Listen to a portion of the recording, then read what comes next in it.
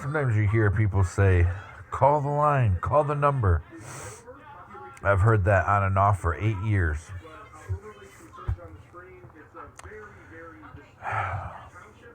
Let me tell you things that VA staff have said to me.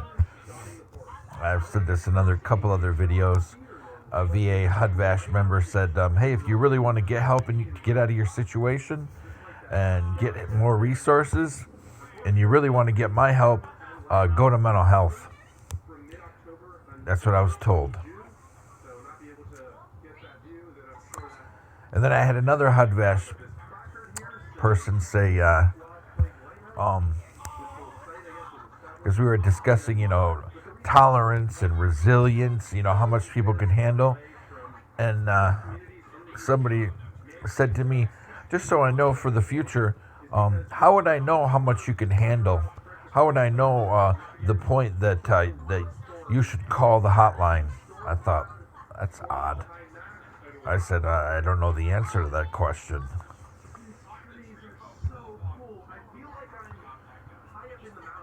So that's that.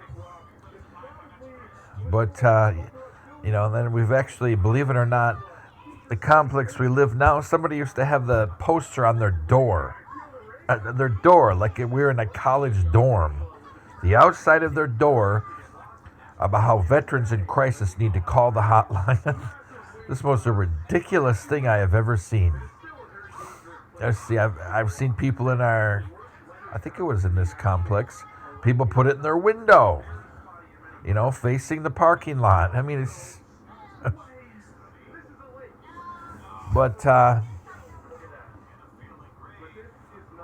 then I've been told a couple of times at the VA, if I feel I'm in crisis, call the hotline.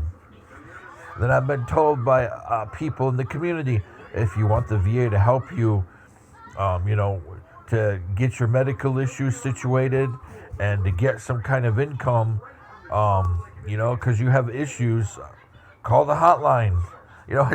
It's like this dealing with a hotline mafia, And actually, the IG in 2022, they did a VA-wide, this is domestic, U.S. Mainland. They did some investigations through various IG agents, throughout the domestic U.S. And they found that, mainland, we'll say mainland, it's better. So excluding Puerto Rico, Hawaii, Alaska, and territories that have VAs like Guam, Saipan, the Caribbean. I don't know if they have them in Micronesia and Samoa, maybe. There's a VA in the Philippines, just down the street from the embassy. So anyway, and they found that more people were pushed to the hotline than were given initial resources. And the IG concluded that, this is interesting, you don't see this stuff published widely.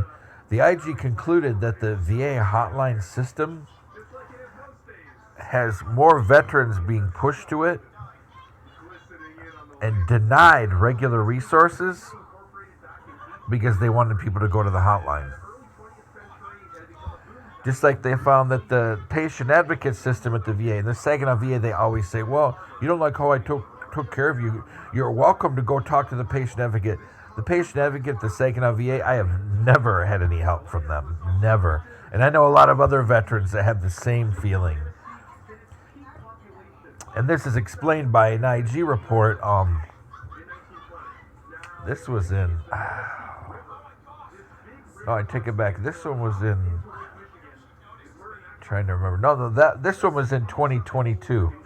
The one concerning the hotline was in 2023 or 2024. And what they found was that with this particular investigation, they found that the patient advocate system, they have a certain program that they use, only they use. And what it does is disseminate veteran complaints to patient advocates and to their supervisory, the regional, the VISN, and then they track it. It's tracked nationally. And basically, the way it works is once you make a written complaint to a patient advocate, they have to address it within 7 days or they're in violation. So what the IG found that they do is they intentionally put in ambiguous statements like it's handled when the veteran will report to a case investigator, no, this hasn't been handled yet. So what they do is that's one way they handle them. They make it sound like in the system like it's handled, or they'll use language inside their 7-day report that makes it sound like it's ongoing, being addressed on an ongoing basis. And they found other reports that were actually reported as resolved when they were actually referred up to administration to be administratively dealt with, which means that sometimes the veteran was targeted. Let's see what else. Now, it's interesting that the Saginaw VA, this is about, 10 or 15 years ago, a patient advocate reported, actually it wasn't a patient advocate, I take that back, the patient advocate joined later. A nurse reported that at the nursing care facility at the Saginaw VA, that they were repeatedly understaffed. The patients, they weren't being checked on enough during rounds. Patients were being undercared for. Some patients weren't being properly fed. They weren't being properly bathed. Their machines and such weren't being properly monitored. People on trachs weren't getting proper suction. All kinds of stuff. People with catheters, their bags weren't being properly emptied and replaced. Just all kinds of nightmare stuff was happening. And first time this nurse was warned, shut your mouth. And they said, if you keep complaining about this, then we'll handle you. We're dealing with the staffing issue, leave it alone. So then it continued again. And this nurse reported it again. And this time they said, we warned you the first time. And so that nurse went above the Saginaw VA and went to the regional. I don't even know if the VISN system was in operation then. I don't know how long we've been using the VISN system. But anyway, they went over the head. I think maybe it was to DC.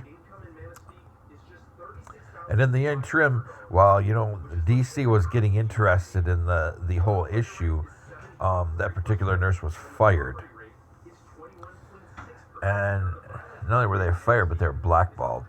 So they were unemployed and couldn't work in the VA system again because they're blackballed.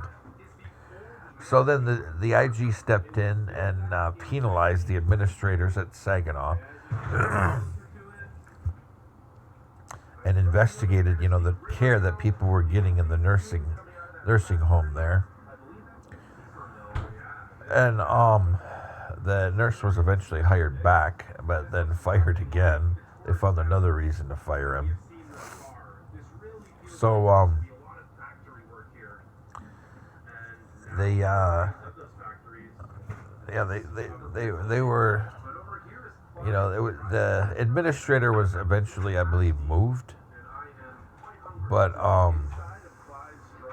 as far as the patients being addressed, their needs, that's ambiguous. Let's see. Another case, there was can't remember if he was Army or Air Force veteran. He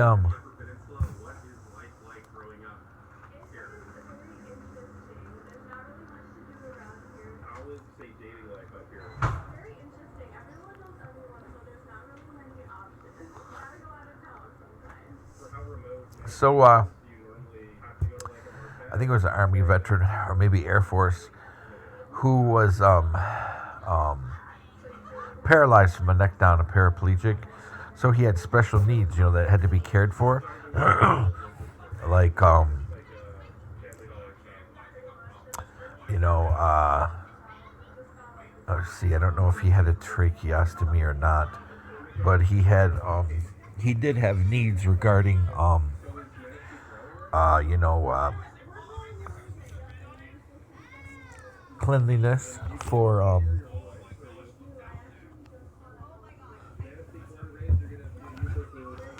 cleanliness for, relieving himself, feeding tubes, and he has to be, moved around to prevent bed sores.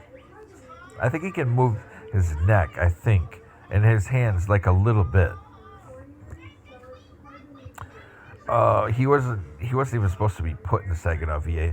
He was supposed to be put in Ann Arbor, but I guess there was some kind of an issue, and he was put in Saginaw.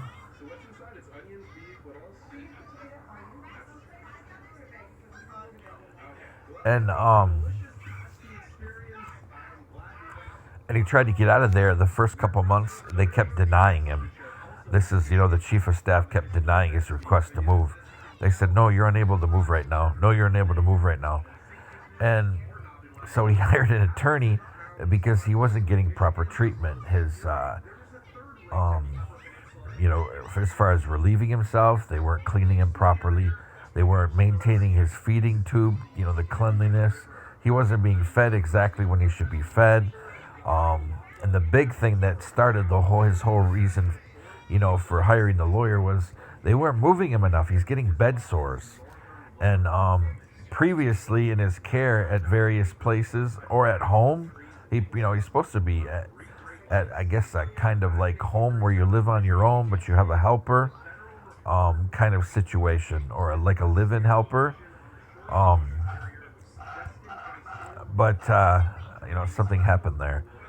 So anyway, so the attorney, litigated and finally got him moved, and he ended up, trying to. I don't know what happened, but I believe that he attempted to or already did file a civil suit against the Saginaw VA because of his care there. He was basically imprisoned. They kept denying and denying and denying his request to move where he's supposed to be. I don't know the exact kind of situation, if he's at a home with like a live-in caregiver or 24-hour nurse or something. I mean, there's nothing wrong with it. If you can get somebody to come and check on you a lot, even with limited mobility, why not, Why should people live in an institution? Institution is for people that are so bad they can't live in the outside world, or they have attitudes or disabilities that make it very complicated or dangerous for them to interact with the public, or for people that repeatedly break the law. They repeatedly harm other people. They shouldn't be living outside in the normal world. But somebody that's independent and resilient and able, to adapt to their situation, well, why should they be in an institution? Well, so finally, anyway, he did get out of there, but it took like 6 to 9 months and required litigation for him to get out of there. And a couple of times he's got infections. A couple of times he started to lose weight, so his immunity was affected. I mean, it's just, again, bad. But finally he got out of there because he hired an attorney. But he was kept captive. They kept him captive by denying his requests. It sounds familiar.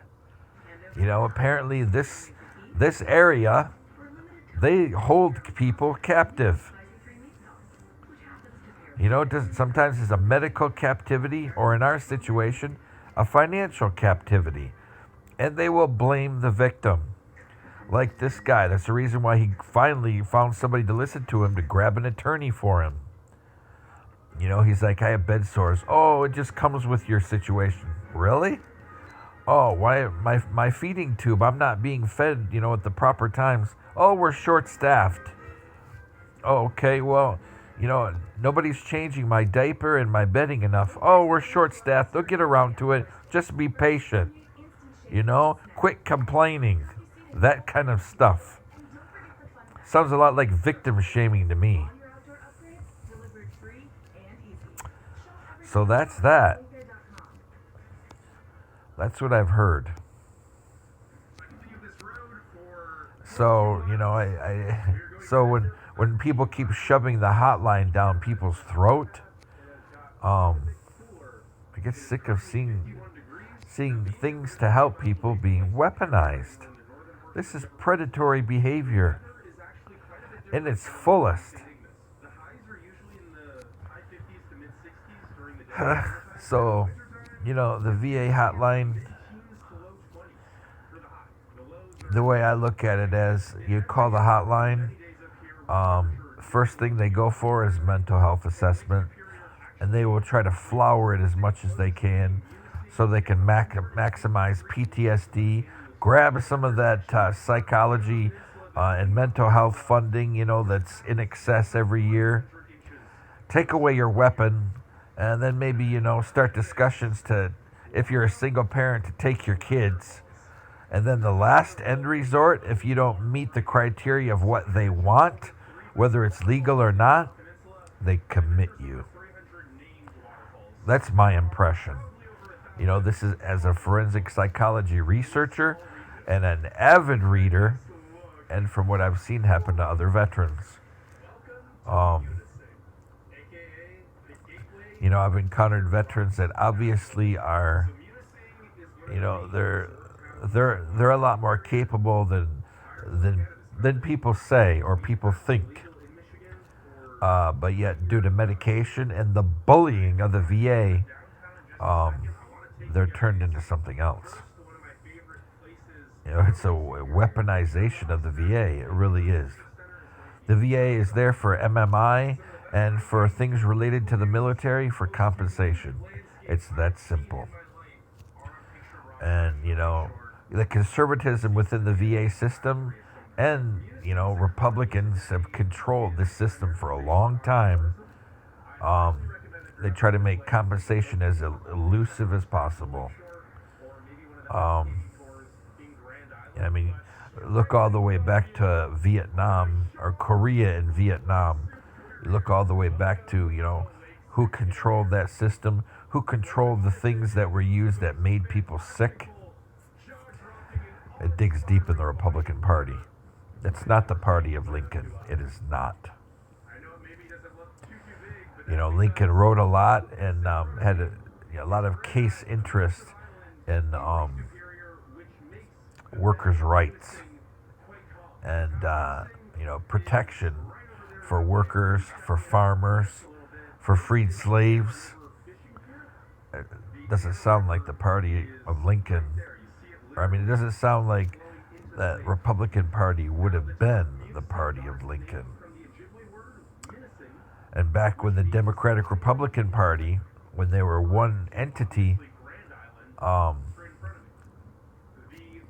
this is all the way back to some of the Adams, which is some of our distant relatives, the two presidents, very distant relatives, but same family line.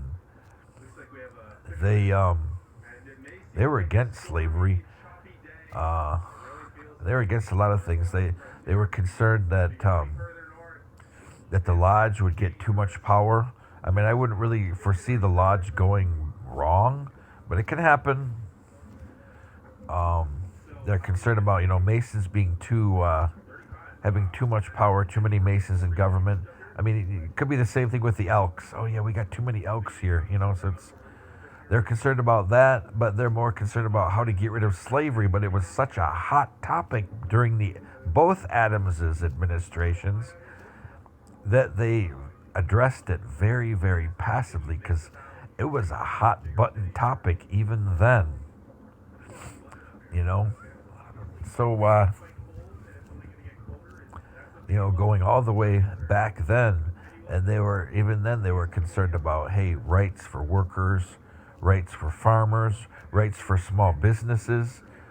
Sounds more to me like the original Democrat-Republican Party was a lot more libertarian than it's portrayed now.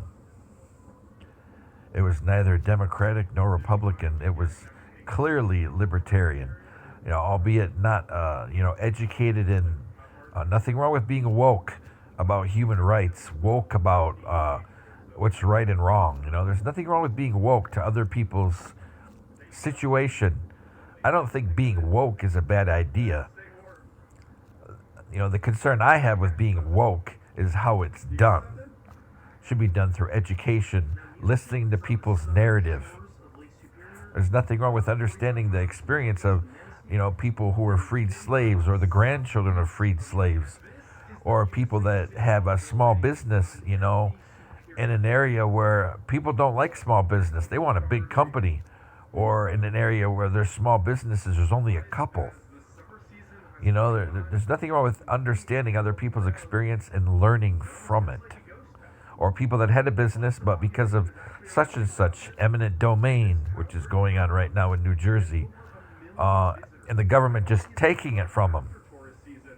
Nothing wrong with learning from others' experience, because it's only through history that we learn how not to repeat it.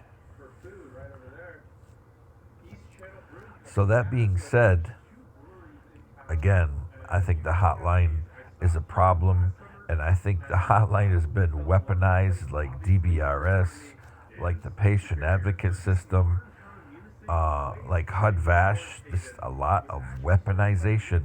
And again, my position is that this is a sign of fascism. It's not only coming from the right, it's coming from the left too. We're seeing a rise in fascism. And we see a rise in fascism historically. We're looking at more war. We're looking at more economic chaos. And we're looking at more anarchy. Because people, the knee-jerk reaction from fascism for normal people like us is to reject and rebel against it. And then the reaction from people who are fascist-minded, and people could say, oh, we support state rights, but when you look at their track record, you're not supporting state rights. It seems to me like you're indirectly supporting a strong federal system that starts with the federal government backing off and their state agents, on the state level, taking fascist legislation or court cases and executing them. So again, it's concerning. And from what I've seen at the VA, the most concerning of all.